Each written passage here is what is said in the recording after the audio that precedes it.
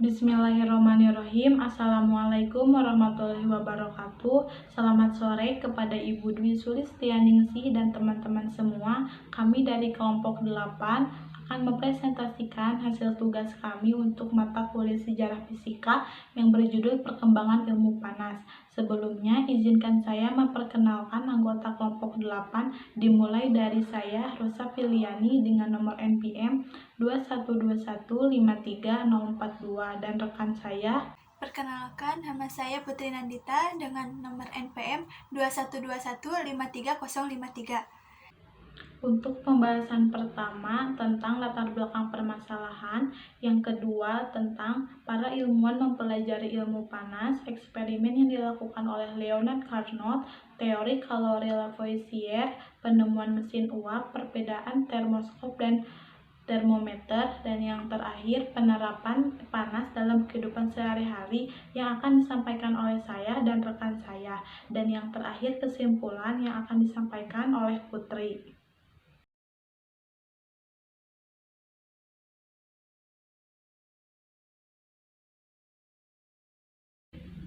Latar belakang perkembangan ilmu panas yaitu ilmu panas adalah perpindahan energi yang disebabkan oleh perbedaan temperatur antar molekul.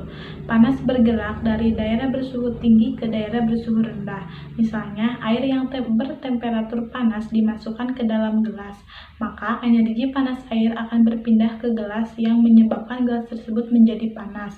Dalam rumusan masalahnya, kita akan mencari bagaimana ilmuwan mempelajari ilmu panas, eksperimen apa yang dilakukan oleh Leonard Carnot, apa itu teori kalori Lavoisier dan latar belakangnya, siapa yang menemukan mesin uap, jelaskan perbedaan termoskop dengan termometer, dan apa contoh ilmu penerapan panas dalam kehidupan sehari-hari. Yang pertama meliputi dasar para ilmuwan mempelajari ilmu panas. Yang pertama menurut Aristoteles. Aristoteles berpendapat bahwa dasar teori sifat adalah sifat panas dan dingin, basah dan kering. Yang kedua menurut Anaxagoras. Anaxagoras berpendapat bahwa matahari dan bulan itu seperti batu panas yang tidak dapat memancarkan cahaya sendiri, tetapi diterangi oleh matahari. Yang ketiga, menurut Heraklitus. Heraklitus adalah seorang ilmuwan Yunani yang hidup pada tahun 500 sebelum Masehi. Ia percaya bahwa 3 elemen dasar alam adalah roh, tanah, dan air. Api dinyatakan sebagai elemen utama yang mengendalikan dan menggerakkan bumi dan air. Yang keempat, menurut Anaximenes, ia berpendapat bahwa pembentukan bumi adalah hasil pembentukan bumi dari proses pemanasan yang disebabkan oleh api. Dalam penjelasannya, ia menggunakan 2 proses yang berlawanan, yaitu proses pemurnian dan proses kondensasi. Manusia purba membuat api.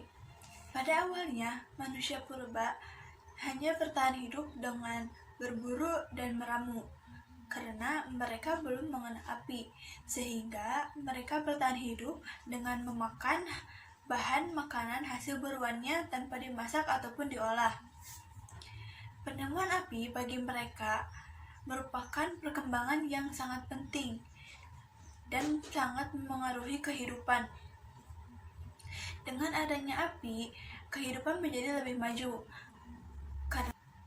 Karena manfaat api tidak hanya untuk memasak. Berdasarkan data arkeologi, api ditemukan sekitar 400.000 tahun yang lalu, yang ditemukan pada masa Paleolitikum, di mana bumi dihuni oleh Homo erectus.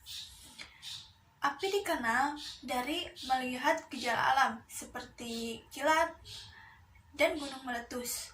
Ada sebuah penelitian di jurnal Science Report menjelaskan bahwa manusia purba zaman dahulu menggunakan batu untuk membuat percikan sekitar 50.000 tahun yang lalu.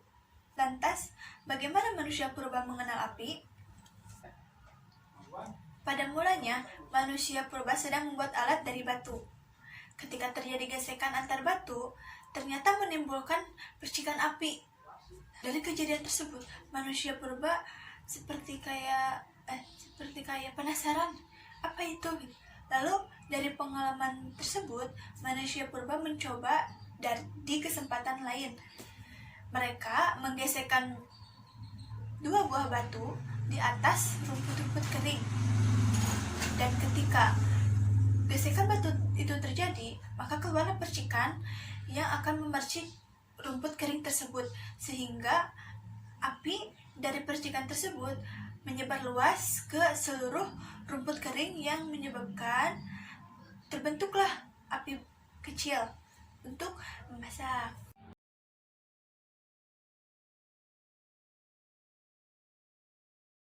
Dan yang ketiga, dasar Anaximenes berpendapat bahwa unsur pertama yang ada adalah api. Anaximenes percaya bahwa air, tanah, dan udara sudah ada sejak awal, dan unsur pertama yang ada adalah api. Karena di waktu zaman sekolahnya, ia mengkritik gurunya bahwa air adalah unsur utama segala sesuatu.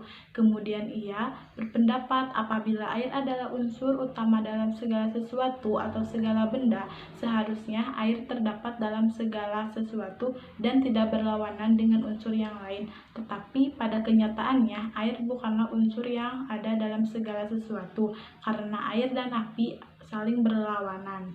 Nicholas Leonard Sadi Carnot menemukan hukum dua termodinamika serta memberikan model universal terhadap mesin panas.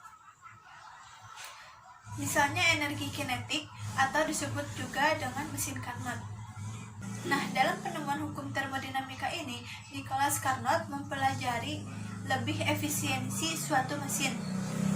Maka ditemukanlah dalam teori konsep fluida bahwa efisiensi suatu mesin itu ada batasan tertentu yang bergantung pada dua temperatur yang bekerja pada mesin tersebut.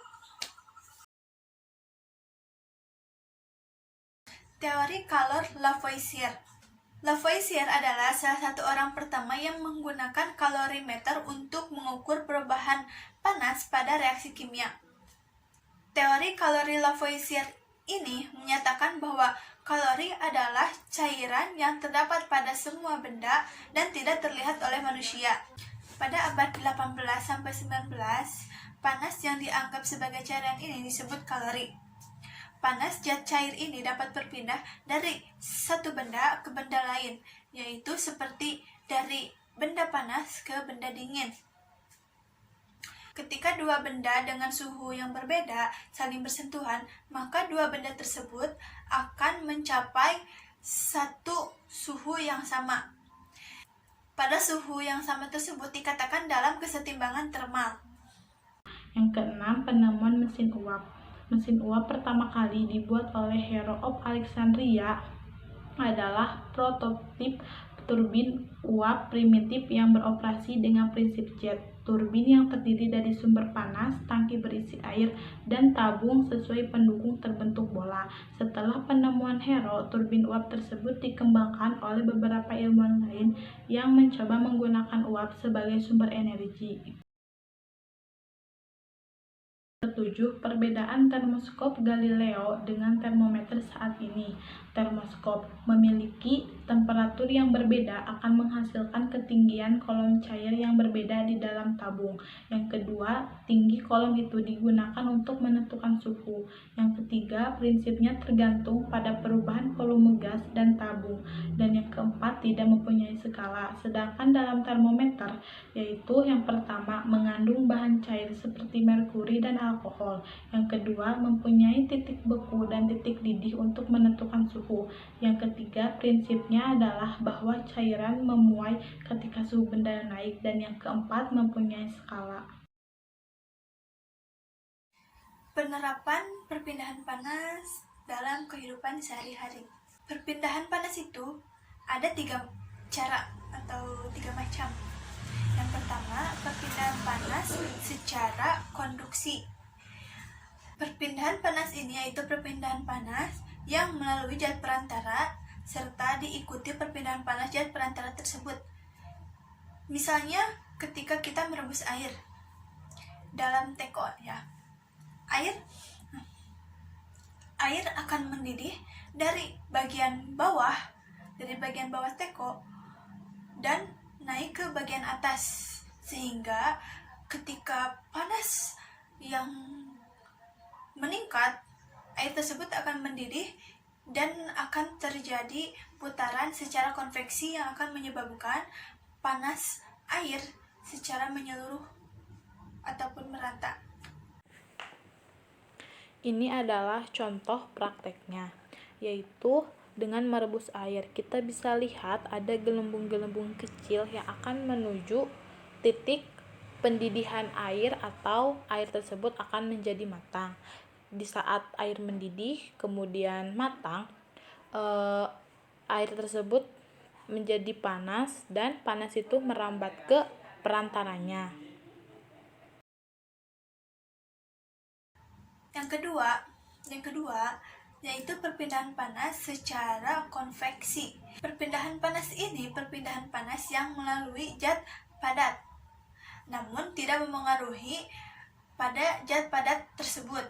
Contohnya, misalnya ketika kita sedang mengaduk air panas yang ada di gelas menggunakan sendok, seperti pada gambar tersebut. Ketika kita mengaduk air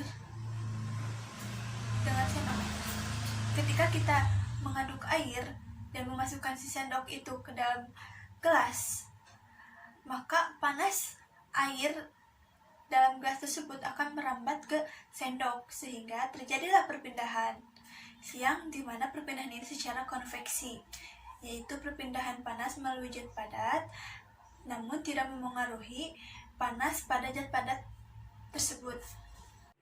Ini salah satu cara kami mempraktikannya dengan mengambil air panas dari dispenser kemudian diaduk dengan sendok.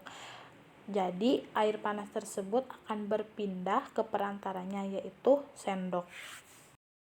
Yang ketiga yaitu perpindahan panas secara radiasi. Nah, kalau perpindahan panas ini yaitu perpindahan panas yang tanpa adanya perantara. Jadi perpindahan panas ini perpindahan yang langsung terasa gitu. Contohnya, ketika kita duduk berdekatan dengan sebuah api unggun. Nah, apa yang kalian rasakan ketika duduk berada dekat api? Kan kalian akan merasakan suhu panas pada badan kalian. Nah, itulah yang dinamakan perpindahan panas secara radiasi, karena perpindahan panas ini tanpa adanya atau melalui perantara, karena suhu panas dari api tersebut langsung mengenai diri kita. Ini adalah salah satu contoh penggambarannya. Ketika kita menyalakan api unggun, kemudian kita duduk di depan api tersebut, maka api tersebut akan memberikan kehangatan kepada diri kita. Yaitu panas adalah perpindahan energi yang disebabkan oleh perbedaan temperatur antar molekul. Panas bergerak dari daerah bersuhu tinggi ke suhu rendah. Maka dari itu, perpindahan panas bukan hanya tentang bagaimana energi panas itu berpindah, akan tetapi memperkirakan suhu yang terjadi dalam kondisi khusus. Dalam perpindahan panas dikategorikan menjadi 3 macam, yaitu perpindahan panas secara konduksi, perpindahan panas secara konveksi, perpindahan panas secara radiasi. Semua para ilmuwan berpendapat bahwa unsur yang pertama yang ada di semesta ini adalah berawal dari api. Jika bukan api yang menjadi unsur pertama yang ada di bumi ini, maka segala sesuatu tidak akan berlawanan dengan apapun. Dan para ilmuwan menyatakan bahwa semua benda yang ada di bumi ini merupakan perubahan bentuk dari api.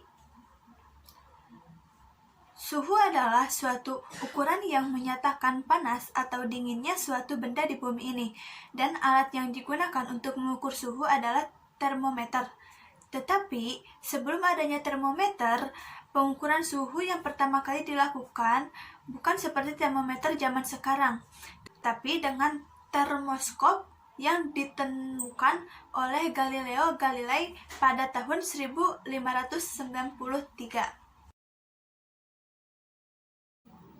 Sekian presentasi yang dapat kami sampaikan. Mohon maaf bila ada kesalahan dalam perkataan maupun perbuatan, karena kami hanyalah manusia biasa yang tidak luput dari kesalahan. Dan semoga kedepannya kami bisa menjadi lebih baik lagi. Terima kasih.